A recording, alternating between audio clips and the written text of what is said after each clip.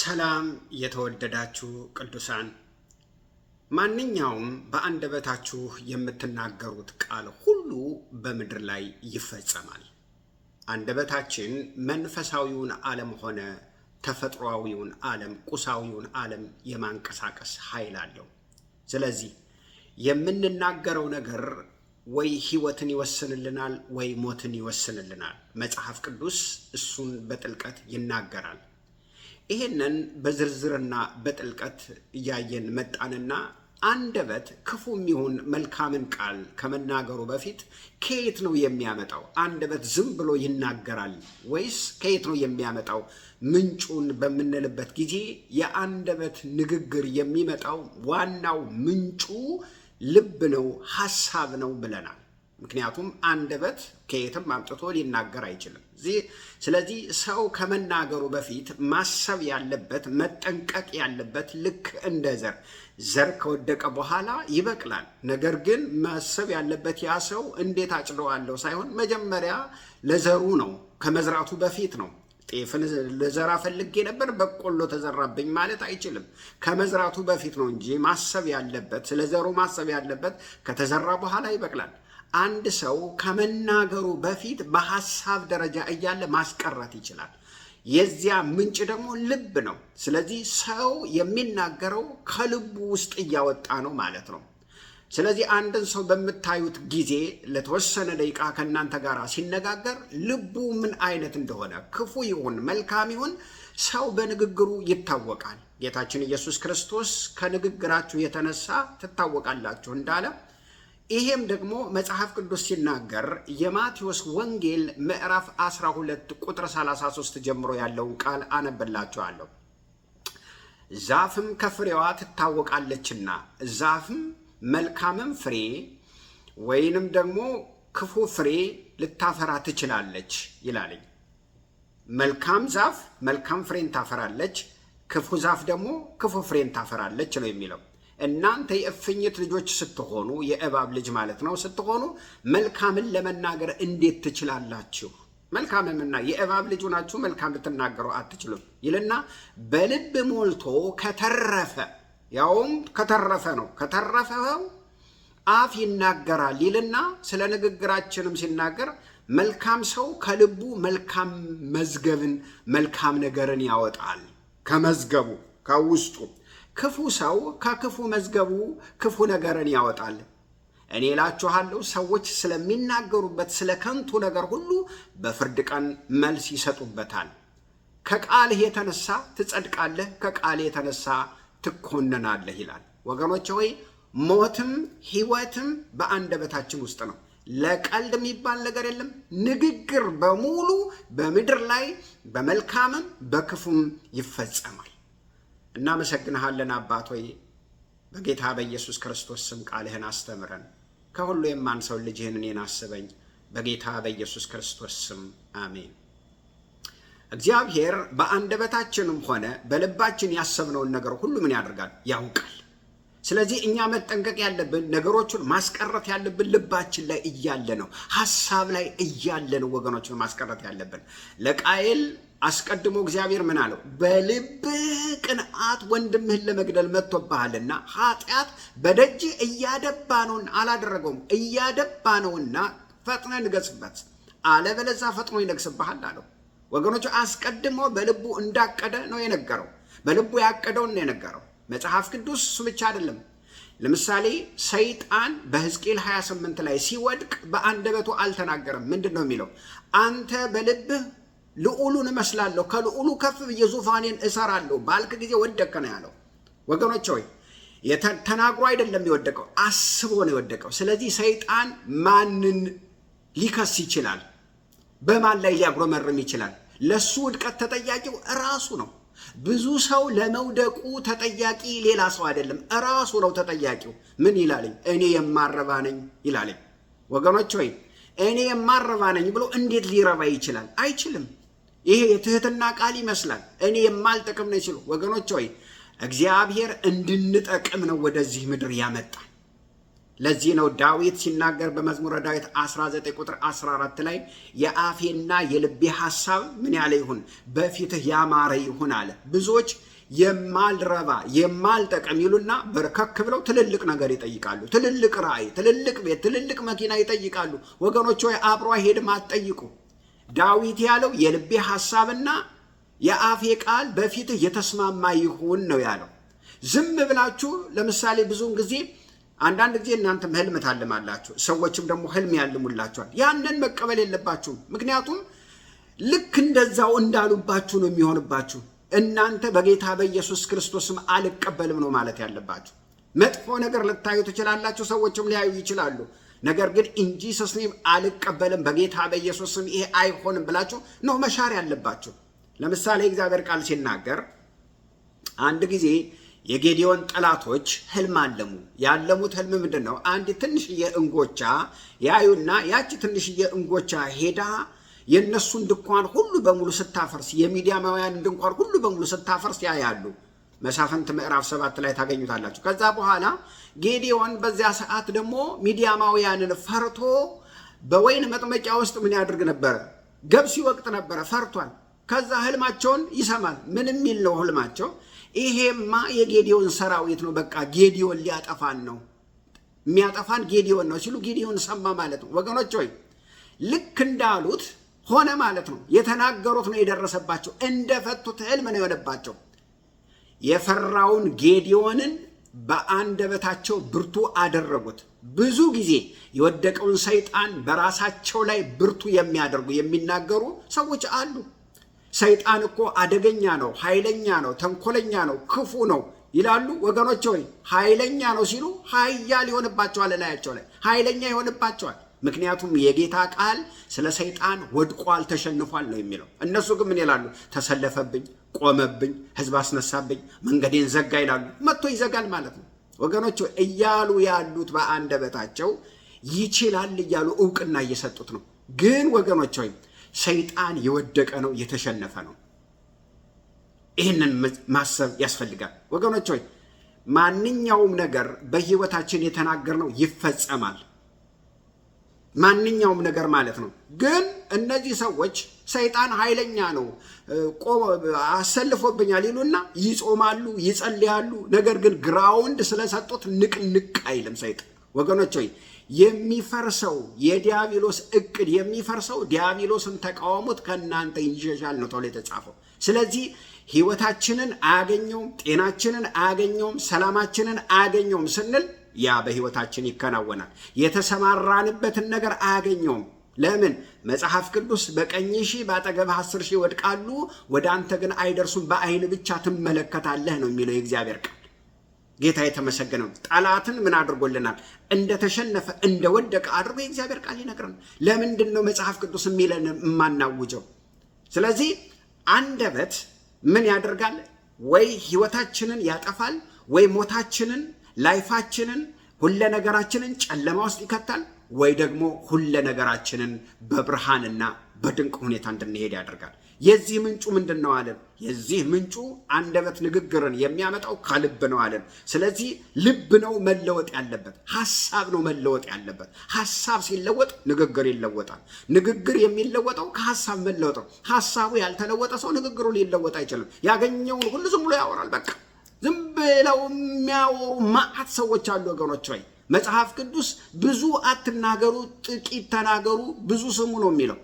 እሺ ንግግር አደጋ የሚያመጣ ከሆነ ወይ መልካም ነገር የሚያመጣ ከሆነ የዚህ ምንጭ ደግሞ ልብ ከሆነ ወገኖች ሆይ ልብን ሐሳብን እንዴት ነው መቀየር የምንችለው? በምንድን ነው የሚቀየረው? ሐሳብ በምን ይቀየራል በምንልበት ጊዜ ወገኖች ሆይ መልካም ሐሳብም ክፉ ሐሳብም የሚመጣው ከልብ ከሆነ ልባችንን በምን እንቀይረው ስንል መጽሐፍ ቅዱስ ስለዚህ ደግሞ መልሱን አስቀምጦልናል። የእግዚአብሔር ቃል ሐሳባችሁን ይሙላ ይላል። የእግዚአብሔር ቃል በሙላት ይኑርባችሁ ይላል። ቆላሲስ ምዕራፍ 3 ቁጥር 16 ጌታችን ኢየሱስ ክርስቶስ በማቴዎስ ምዕራፍ 4 ላይ ሰይጣንን ያሸነፈው በእግዚአብሔር ቃል ነው። ሰይጣን አንብቧል። ኢየሱስ ክርስቶስም የእግዚአብሔርን ቃል ያውቃል። ያሸነፈው በምንድን ነው ወገኖች? በእግዚአብሔር ቃል ነው። ሰይጣን እንኳን የእግዚአብሔርን ቃል ያውቃል ወገኖች። የሚያሸንፈው በእግዚአብሔር ቃል ነው። ነገር ግን ኢየሱስ ክርስቶስ በእግዚአብሔር ቃል ምን አደረገው? አሸነፈው። ለዚህ ነው የእግዚአብሔር ቃል በሙላት ይኖርባችሁ ይላል። የእግዚአብሔር ቃል በሙላት ይውረሳችሁ። የእግዚአብሔር ቃል በሙላት ይቆጣጠራችሁ። የእግዚአብሔር ሐሳብ የእናንተ ሐሳብ እስኪሆን ድረስ፣ የእግዚአብሔር ፈቃድ የእናንተ ፈቃድ እስኪሆን ድረስ ወገኖች ሆይ የእግዚአብሔር ቃል ሙላታችሁን ሊቆጣጠረው ያስፈልጋል። የሽንፈት ቃል ሳይሆን፣ የሰይጣን ቃል ሳይሆን፣ የክፉ ሰዎች ቃል ሳይሆን፣ ብዙ ከመናገር ስንፍና ሳይኖር አይቀርም እንደሚል የእግዚአብሔር ቃል ውስጣችሁ በእግዚአብሔር ቃል ነው መሞላት ያለበት። ብዙ ሰው የሰውን ቃል ነው የሚያሰላስለው። እንትና እኮ እንዲህ ብሎ ተናግሮኝ፣ እንትና እኮ እንዲህ ብላኝ፣ የወጋ ቢረሳ የተወጋ ይረሳም እያሉ ያንን ቃል ያሰላስላሉ። ያ ቃል ይገዛቸዋል። እርሳውና ከዚያ ውጣና ቃሉን አሰላስል። የሰውን ሐሳብ ከምታሰላስል ይልቅ ያ በሽታ ላይ ይጥልሃል። ያ ህይወትህን ያበላሻል። የሰውን ቃል ውስጥ ባስገባህ ቁጥር ውስጥ ምን ይሆናል? ይናደዳል፣ ይታመማል። መጽሐፍ ቅዱስ ሲናገር ምን ይላል? ስለ ሰው ቃል ቃላቸው እንደ ጭንቁር ይባላል ይላል። ወገኖች ሆይ የሚነዘንዝህ የገዛ ራስህን የምታስበላው በራስህ ሁለንተና ነው። የተባለውን ቃል ስትቀበለው ነው። ተቀብለኸዋል ማለት ነው። ማንም ምንም ሊል ይችላል። ግን ልንገራችሁ፣ የፈለገ ነገር ሊሉ ይችላሉ። የፈለገ ነገር በሕይወታችሁ ሊናገሩ ይችላሉ። ያንን ያሉትን ነገር ልትቀበሉ አይገባም። ከተቀበላችሁት ያንን ነው የምትሆኑት። በፍጹም ዕውቅና አልሰጥም ነው ማለት ያለባችሁ። ሰዎች የተናገሩባችሁ ሊሆን ይችላል። በራሳችሁ ላይ የተናገራችሁት ሊሆን ይችላል። ማንኛውም ክፉ ቃል ሊኖር ይችላል። ፈጽሞ በነፍሴ ላይ፣ በመንፈሴ ላይ፣ በስጋዬ ላይ የተሻረ ነው ማለት አለባችሁ። ከሐሳቤ ላይ፣ ከልቤ ላይ የተሻረ ነው ማለት ያለባችሁ። ወገኖች ሆይ መቼም አልረሳውም ያንን ንግግር የሚባል ነገር ፈጽሞ በሕይወታችሁ ላይ መኖር የለበትም። ፈጽሞ አልረሳውም የምትሉት እግዚአብሔር ይባርክሽ፣ እግዚአብሔር ይባርካችሁ የተባላችሁትን ነው እንጂ ኔጌቲቭ የሆነን ነገር ፈጽሞ አልረሳውም ምን እንዳለችን ካላችሁ ሕይወታችሁን ነው የምትጎዱት። ላይፋችሁን፣ ጤናችሁን ነው የምታጓድሉት። ሰው ማለት ወገኖች ሆይ ደግ ደጉን ይረሳና ክፉ ክፉን ነው የሚያስታውሰው። ክፉ ክፉን ያረገችኝን አልረሳም። መጽሐፍ ቅዱስም እግዚአብሔር ስለ እስራኤላውያን ሲናገር ምን አለ? አንዱ ከወቀሳቸው ነገር ያደረግኩላችሁን ሁሉ ተአምራት ረሳችሁ ይላቸዋል። እኛም ወገኖች በጣም ለብዙ ዓመት መልካም ነገር ሆኖልን ትንሽየዋን ነገር፣ ትንሽ ያልተስተካከለችውን ነገር እሷን ይዘን ምናደርጋለን? ያችን ይዘን እንሄዳለን። ያችን የሆነ ነገር የተናገረንን ሰው ያችን ነገር ነቅሰን እንይዝና ከዛ ሰው ጋር ስንገናኝ እንደ በፊቱ መሆን ያቅተናል፣ አቅም ያሳጣናል።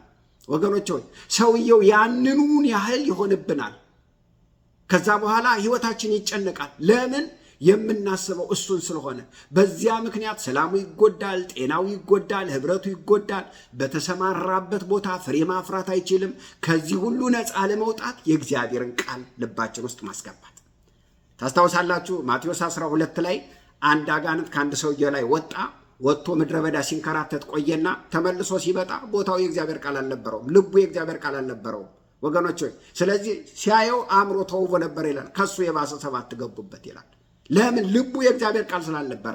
ለዚህ ነው ልባችን በእግዚአብሔር ቃል ሲሞላ ሐሳባችን በእግዚአብሔር ቃል ይሞላል።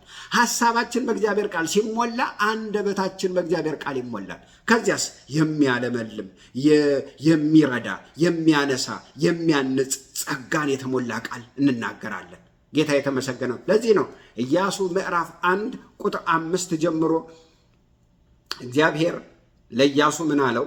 ላንብብላችሁ። ኢያሱ ምዕራፍ 1 ቁጥር 5 ጀምሮ ተመልከቱ የእግዚአብሔር ቃል እንዴት ፓወርፉል እንደሆነ። በሕይወትህ ዕድሜ ሁሉ ማንም አይቋቋምህም። ከሙሴ ጋር እንዲሁ ከአንተ ጋር እሆናለሁ፣ አልጥልህም፣ አልተውህም። ለአባቶች እሰጣለሁ ብዬ የማልኩትን ምድር ለዚህ ሕዝብ ታወርሳለህና ጽና፣ አይዞህ። ነገር ግን ጽና፣ እጅግ በርታ። ባሪያዬ ሙሴ ያዘዘህን ሕግ ሁሉ ጠብቅ፣ አድርገውም። በምትሄድበት ሁሉ እንዲከናወንልህ ወደ ቀኝም ወደ ግራም አትበል። የዚህን ሕግ መጽሐፍ ከአፍህ አይለይ። ነገር ግን የተጻፈውን ሁሉ ትጠብቅና ታደርገው ዘንድ በቀንና በሌሊት ምን በለው? አስበው። ተመልክቶ አስበው። የዚያን ጊዜ መንገድህ ይቀናልሃል፣ ይከናወንልሃል። በምትሄድበት ሁሉ አምላክህ እግዚአብሔር ከአንተ ጋር እሆናለሁና ጽና፣ አይዞህ፣ አትፍራ፣ አትደንግጥ ብዬ አላዘዝኩህምን? አለው። ይሄንን ቃል አስበው ይላል። አስበው። ስለዚህ ሰውን አሸናፊም ተሸናፊም የሚያደርገው ምኑ ነው? ቃሉ ነው። በሐሳብ የተሞላ ነው ነገር ነው ወገኖች የምንናገረው። በሐሳባቸው በቀላሉ የተሸነፉ ሰዎች በውጪ ለማሸነፍ በጣም ቀላል ነው ወገኖች። ምክንያቱም ልባቸው ኦልሬዲ ተሸብሯል ማለት ነው። ውስጣቸው ስስ የሆኑ ሰዎች አሉ። በረባ ባረባ ወገኖች የሚያለቅሱ ሰዎች። አንዳንድ ሰዎችም እውቅና ይሰጧቸዋል በቤታቸው። እቺ እኮ በቃ ሆደ ባሻ ናት፣ በቃ አልቃሻ ሰው ናት፣ እቺ እኮ በቃ ቶሎ እንባ የሚመጣባት ናት ይላሉ ወገኖች። ይሄ የእንባ ሴትነት ሳይሆን መንፈሰ ጠንካራ ለመሆን ነው። እባካችሁ አትናገሯት፣ እባካችሁ ዝም በሉት፣ ምን ብላችሁት ነው እያሉ ያባብሷቸዋል ወገኖች። ልክ በሚያለቅሱ ጊዜ በምታለቅስ ጊዜ ምን ብላችኋት ነው ምን ብላችሁት ነው እያሉ ይንከባከቧቸዋል ቤት ውስጥ። ልንገራችሁ፣ ውጭ ያለው ምን ልታደርጉት ነው ቤት ውስጥ እነዚህ ሆደ ባሻ የሆናችሁት? ምክንያቱም ራሳችሁ ጠንካራ ካልሆናችሁ ክፉን ቃል ከቤት ብትቃወሙትኝ ብታስቀሩት፣ ውጭ ያለውን ቃል ግን እንዴት አድርጋችሁ ልትቋቋሙት ትችላላችሁ? ልካችሁን የሚያስታጥቋችሁ ሰዎች እኮ አሉ ወገኖች። የእባብ መርዝ ያላቸው ምላሳቸው በመርዝ የተሞላ ወገኖች ሆይ ወዲያው ወደ እናንተ ቃሉን ሲወረውሩት ህይወታችሁን ድብልቅልቅ የሚያደርግ ብዙ ሰዎች አሉ። እነሱ ተናገሩኝ ብላችሁ ወገኖች ሆይ ደማችሁ ከፍ ይላል፣ ስኳራችሁ ከፍ ይላል፣ ይጨምራል። በሰው ንግግር ወገኖች ሆይ ህይወታችሁ ድብልቅልቅ ይላል ማለት ነው። ከባድ ህይወት ውስጥ ትገባላችሁ። ህይወታችሁ ጨለማ ውስጥ ይወድቃል። ስለዚህ መጠንቀቅ ያለባችሁ ንግግራችሁን ሳይሆን ሐሳባችሁን። ሰው የሚለውን ለሐሳቡ ነው ሊጠነቀቅ የሚያስፈልገው።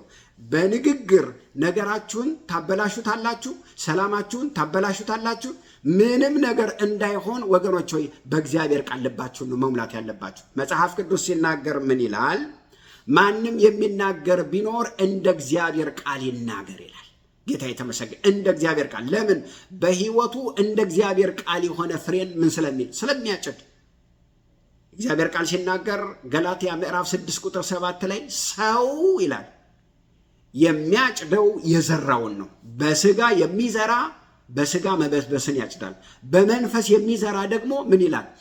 በመንፈስ የሆነ ህይወትን ያጭዳል ይላል። ጌታ የተመሰገነው። ስለዚህ ልባችሁን መጠንቀቅ ያለባችሁ። ልባችሁ ምንድን ነው የተሞላው? ልባችሁን የእግዚአብሔር ቃል ማስገባት አለባችሁ። ለምን? ሰው የተሞላውን ስለሆነ የሚናገረው። ሚክያስ ምዕራፍ 2 ቁጥር 1 እስከ 2 ምን ይላል?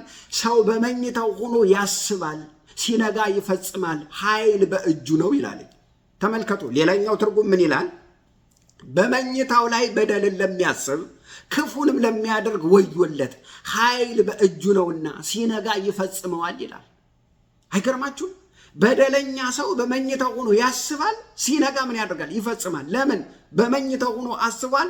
ኃይል ያለው ልቡ ላይ ስለሆነ እጁ ምን ያደርጋል? ያከናውናል። ኃይል ያለው ሐሳቡ ላይ ነው እንጂ እጁ ላይ አይደለም። እጃችንን የሚያዘው ሐሳባችን ነው። የእግራችን መሪ ሐሳባችን ነው። በደለኛ ሰዎች በመኝታቸው ሆኖ ያሰቡትን ሲነጋ ምን ያደርጉታል? ይፈጽሙታል ይላል። ለምን? ኃይል በእጃቸው ነው ይላል። ከዚህ ከልባቸው ይወጣና ለእጃቸው ኃይል ይሰጠዋል ነው የሚለው። እጅ ዝም ብሎ አይታዘዝም ወገኖች ሆይ ልንገራችሁ።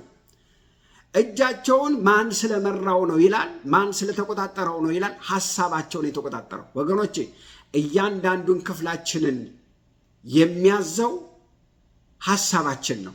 እያንዳንዱ ክፍላችን የሐሳባችን ባሪያ ነው። ሐሳባችንን ተከትለው ነው የሚፈጽሙት። ከሐሳባችን ትእዛዝ ካልወጣ በስተቀር ወደ የትም መንቀሳቀስ አንችልም ወገኖች ሆይ። የነገራችን ሁሉ ጅማሬ የት ነው? ሐሳብ ነው። ስለዚህ ነው ሰው የሐሳቡ እስረኛ ነው እያለ ያለው መጽሐፍ ቅዱስ። በሐሳብ የተወሰነ ነው። ልንገራችሁ፣ የማንም ሰው ህይወት በሐሳቡ ዙሪያ ነው የሚያጠነጥነው። ይሄ ማለት የህይወታችን አቅጣጫ በሐሳባችን ይወሰናል ነው። ለዚህ ደግሞ መጽሐፍ ቅዱስ ማስረጃ ይሰጠናል። መዝሙረ ዳዊት ምዕራፍ 81 ቁጥር 11 ላይ የሚገርም ነገር እግዚአብሔር ይናገራል። ምን ይላል? እግዚአብሔር ልክ እንደ ሰው ተቆጭቶ ስለ እስራኤላውያን ሲናገር ተቆጭቶ ሲናገር ምን አለ? ሰምተውኝ ቢሆን ኑሮ፣ አድምጠውኝ ቢሆን ኑሮ፣ እሺ ብለውኝ ቢሆን ኑሮ የመሬትን ስብ ባበላኋቸው ነበረ፣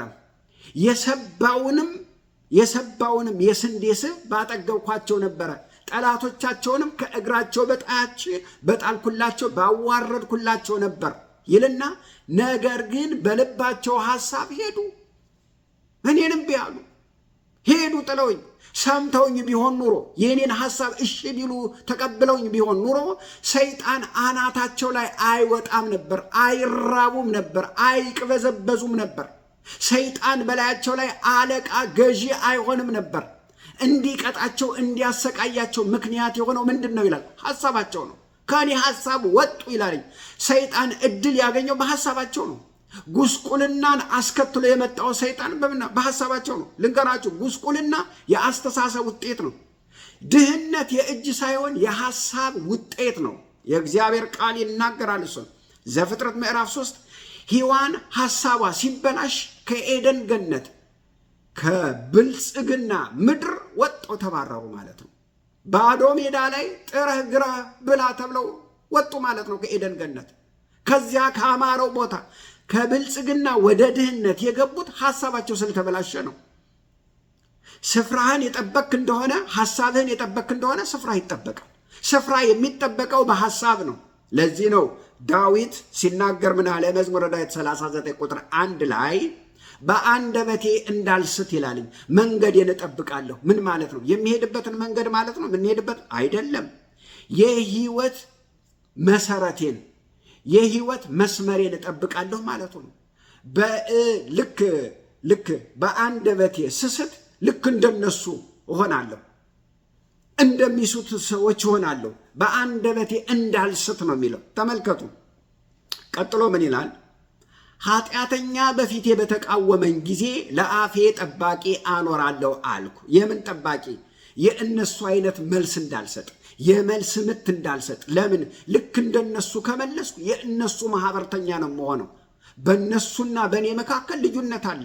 እኔ እግዚአብሔርን በመፍራት ከልቤ መልካም መዝገብ በማውጣት ነው የምናገረው። እነሱ ግን ያገኙትን ስለሚናገሩ ህይወታቸው ምን ያለ ነው? የተበላሸ ነው። እነሱ የተናገሩትን እኔም ከተናገርኩ ልክ እንደነሱ በህይወቴ ይሆናል። ስለዚህ ከነሱ የመጣው ቃል የእኔን ስሜት ቀስቅሶ ልክ እንደነሱ እንዳልናገር ለአንደበቴ ጠባቂ አኖራለሁ አለ። ዝም ብለው ያለማቋረጥ ጃንክ የሆነ ንግግር የሚናገሩ ሰዎች አሉ። ያለማቋረጥ ወገኖች፣ የእግዚአብሔር ቃል እኮ ሲናገር ምን ይላል? ጥቂት ተናገሩና ከዚያስ በብዛት ስሙ ይላል። ለምን? ልንገራችሁ፣ ጥቂት ተናግረው ብዙ የሚሰሙ ሰዎች በህይወታቸው ውጤታማ ነው የሚሆኑት። ለምን? ብዙ ከመናገር ስንፍና ሳይኖር አይቀርም ይላል ምሳሌ ላይ። እንደገና ምሳሌ 21 ቁጥር 23 ምን ይላል? አፉንና ምላሱን የሚጠብቅ ነፍሱን ከመከራ ይጠብቃል ይላል። አያችሁት? መከራ የሚሰራው በአፍ ነው። የሚገርም ነው ወገኖቼ። ብዙዎቻችን ለሐሳብ ብዙ ቦታ የለንም። ለምሳሌ አንድ ስራ የሌለውን ሰው ታገኙትና ልትረዱት ፈልጋችሁ እንደው ምን ታስባለህ ብላችሁ ብትነግሩት በሐሳብማ በጣም ብዙ ነገር አስባለሁ፣ ነገር ግን አይሆንም፣ አይቻልም ይላል። ወገኖቼ ሆይ እንዴት የሚገርም ነው! ሐሳብ እኮ ነው ሀብት የሚሆነው። ሐሳብ እኮ ነው ንግድ የሚሆነው። ሐሳብ እኮ ነው የሚሸጠው። የእግዚአብሔር ቃል ኤርምያስ 29 ቁጥር 11 ምን ይላል? እኔ ለእናንተ የማስባትን ሐሳብ አውቃለሁ፣ ፍጻሜና ተስፋ እሰጣችሁ ዘንድ የሰላም ሐሳብ ነው እንጂ የከንቱ አይደለም ይላል። ተመልከቱ፣ የእግዚአብሔር ሐሳብ ፍጻሜና ተስፋ አለው ነው የሚለው። ስለዚህ የጊዜ ጉዳይ ነው እንጂ ይህ ሐሳብ ምን ይላል? ይፈጸማል። አንዳንድ ነገር በቅጡ ካላሰባችሁት ወገኖች ሆይ በደንብ አድርጋችሁ ዳይጀሽን አድርጋችሁ ከልባችሁ ካሰባችሁትና እዛ ላይ ከቆማችሁ 75% ሄዳችኋል ማለት ነው። ምክንያቱም እያንዳንዱ ነገር የሚፈጠረው በሐሳብ ውስጥ ነው። የሚሰራውን ቅርጽ የሚይዘውም ሐሳብ ውስጥ ነው። ለምን? መልክ የሚያገኘው ሐሳብ ውስጥ ነው። ለምሳሌ ማንኛውም ቢልዲንግ በየቦታው ስንሄድ ቆሞ እናያለን። ከመቆሙ በፊት ግን አርት የሚደረገው ምን ውስጥ ነው? ሐሳብ ውስጥ ነው።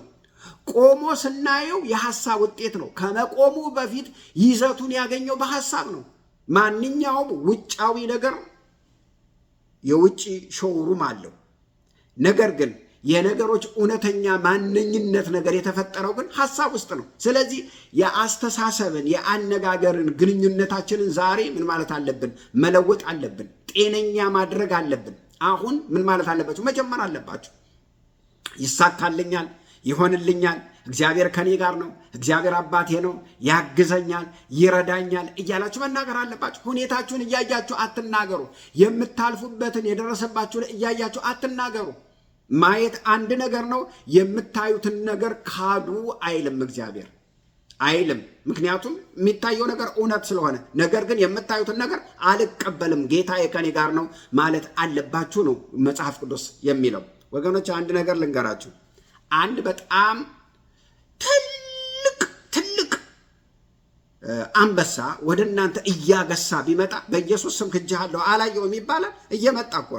እየመጣ ነው። ነገር ግን የምትሉት ምንድን ነው? በጌታ በኢየሱስ ክርስቶስ ስም አትችሉም ነው የምትሉት። ወገኖች ክፉ ነገር በዚህ ዓለም ላይ አለ፣ ሞልቷል ወገኖች ሆይ። ነገር ግን በእኔ ላይ ምን አትልም አትችልም ብላችሁ መከልከል አለባችሁ። ኢየሱስ ክርስቶስ እንደዚህ ብሎ ተናገረ በዮሐንስ ወንጌል ምዕራፍ 12 ላይ የዚህ ዓለም ገዢ በዚህ ምድር ላይ አለ፣ በእኔ ላይ ግን አንዳች የለውም ብሎ ተናገረ። አትችልም ማለት አለባችሁ። ተመልከቱ፣ ከዚያ ትልቅ አንበሳ ይልቅ፣ ከዚያ አስፈሪ ይልቅ የእናንተ ቃል ይበልጥና ምን ያደርገዋል? ይከለክሏል። እስቲ ክፋትን እከለክላለሁ፣ አያገኘኝም፣ አይደርስብኝም፣ እግዚአብሔር ጠባቂ ነው፣ ለክፉ አሳልፎ አይሰጠኝም፣ በእኔ ላይ ምንም ነገር አይሰራም ብላችሁ እስቲ አየሩ ላይ ይሄንን አውጅ ወገኖች። በእኔ በሽታ በእኔ ደዌ እግዚአብሔር ይከብራል አትበሉ። እግዚአብሔር በበሽታና በደዌ አይከብርም። ለምን? የእግዚአብሔር ቃል ይናገራል። ሕመማችንን ወሰደ ደዌያችንን ተቀበለ ነው የሚለው። እግዚአብሔር በሽታችንን ወስዶታል። እግዚአብሔር በበሽታ አያስተምረንም። በበሽታ የምንማር ቢሆን ኖሮ እግዚአብሔር ይሄንን ቃል አይሰጠንም ነበረ። እንማርበት ዘንድ የሰጠን ቅዱስ ቃሉን ነው። አንዳንድ ሰው እግዚአብሔር በመከራ ያስተምረኛል ይላል። ስሙ፣ እግዚአብሔር በመከራ አያስተምርም። የሚማር ማንነት ብቻ ካለህ በመከራ ልትማር ትችላለህ። እግዚአብሔር በውጭም ያስተምራል፣ በመከራም ምን ያደርጋል? ያስተምራል። ምን ማለት ነው? የሚማር ማንነት ካለ። አንዳንድ ሰው አንድ ነገር የሆነ ነገር ይገጥመውና እግዚአብሔር ከዛ ነገር አወጣው። ደግሞ እንደገና ደግሞ ባለፈው እኮ የሆነ ነገር ውስጥ ገብቶ ደግሞ እንደገና እኮ እግዚአብሔር አወጣው ይባላል። ወገኖች ይሄ ሰውዬ እየተማረ አይደለም። የመከራው ብዛት ይሄን ሰውዬ አላስተማረውም። የሚማር ማንነት የለውም። ይሄ ሰውዬ ሊማር አልቻለም። በሚገጥመው ነገር ሊማር አልቻለም። ለምን? የእግዚአብሔር ቃል ሲናገር ኤፍሬም ያልተገላበጠ ቂጣ ነው፣ እንግዶች ጉልበቱን በሉት አላወቀም፣ ሽበት ወጣበትም አላወቀም ይላል። እዚህ ሁሉ ደረጃ ደርሶ አላወቀም። አንዳንድ ሰው ወደ ህይወቱ ብዙ ነገር ይመጣል፣ አያውቅም፣ አይማርም ወገኖች። ስለዚህ ያለማወቁ ጉዳይ ነው ኤፍሬምን እዚህ ያደረሰው። እና ምንድን ነው እያለ ያለው? አፉንና ምላሱን የሚጠብቅ ነፍሱን ከመከራ ይጠብቃል። ምን እያለ ነው? ተግዳሮት አለ፣ ፈተና አለ፣ አታስቀሩትም። ፈተና ሲያድግ መከራ ይሆናል። ነገር ግን ፈተና ወገኖች ሆይ ፈተና ላይ እንዳለ ማለፍ ትችላላችሁ።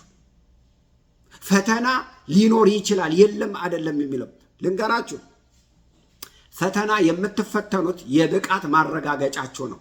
ሰው የሚወድቀው አቅም ሲያጣ ነው እንጂ ፈተና ስለገጠመው ስለመጣበት አይደለም። ተማሪዎች ፈተና ይፈተናሉ። ያ ፈተና የፈተናቸው የአቅማቸው ማረጋገጫ ነው እንጂ መጣያ አይደለም። ግን የሚጥላቸው አስተማሪው ያወጣው ፈተና ሳይሆን አቅማቸው ከፈተናው በታች ስለሆነ ነው።